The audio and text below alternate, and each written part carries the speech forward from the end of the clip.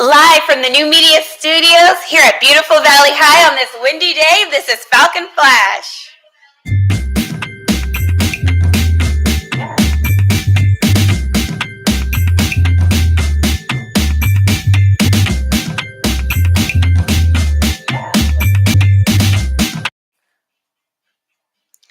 Good morning, students and staff. Today is Friday, March 15th.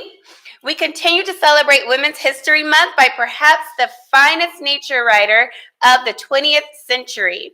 Rachel Carson is remembered more today as the woman who challenged the notion that humans could obtain mastery over nature by chemicals, bombs, and space travel than for her studies of ocean life. Her sensational book, Silent Spring, warned of the dangers to all natural systems from the misuse of chemical pesticides, such as DDT, and questioned the scope and direction of modern science. Initiated the contemporary environmental movement, Carson was a student of nature, a born ecologist before the science was defined, and a writer who found that nature would give her something to write about. Born in Springdale, Pennsylvania, upstream from the industrial behemoth of Pittsburgh, she became a marine scientist working for the U.S. Fish and Wildlife Service in Washington, D.C. Primarily as a writer and editor, she was always aware of the impact that humans had on nature, on the natural world. Her first book, Under the Sea Wind, was a gripping account of the interaction of a seabird, a fish, and an eel who shared life in the open seas. A canny scholar working in government during World War II, Carson took advantage of the latest scientific materials for her next book, The Sea Around Us, which was nothing short of a biography of sea. It became an international bestseller, raised the consciousness of a generation, and made Rachel Carson the trusted public voice of science in America. Evidence of the widespread misuse of organic chemical pesticides, government, and industry around World War II prompted Carson to reluctantly speak out, not just about the immediate threat to humans and non-human nature from unwitting chemical exposure, but also to question government and private science's assumptions that human domination of nature was the correct course of the future.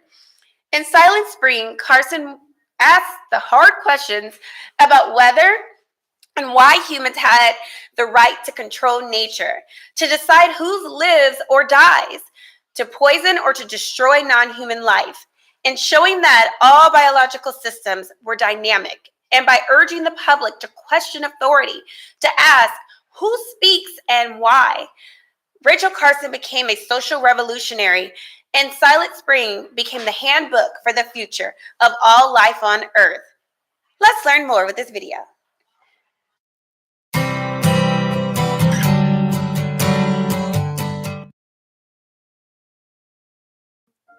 Rachel Louise Carson was a marine biologist whose writings on nature ignited the global environmental movement. Carson's most famous and groundbreaking book, Silent Spring, published in 1962, contended that pesticides have detrimental effects on the environment. Carson predicted increased consequences of pesticide usage in the future. She foresaw that targeted pests would develop resistance to pesticides. After CBS TV aired its special report, The Silent Spring of Rachel Carson, on April 3, 1963, pesticide usage became a major issue. The enormous public response resulted in a congressional review of pesticide dangers and the release of a report by President Kennedy's Science Advisory Committee, validating Carson's scientific claims.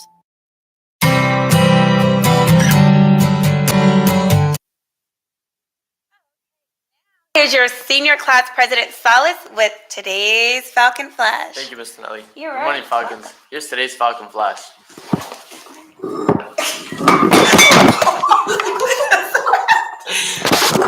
Free England trip. Are you currently 16 or 17 years old and would like a chance to travel to England this summer?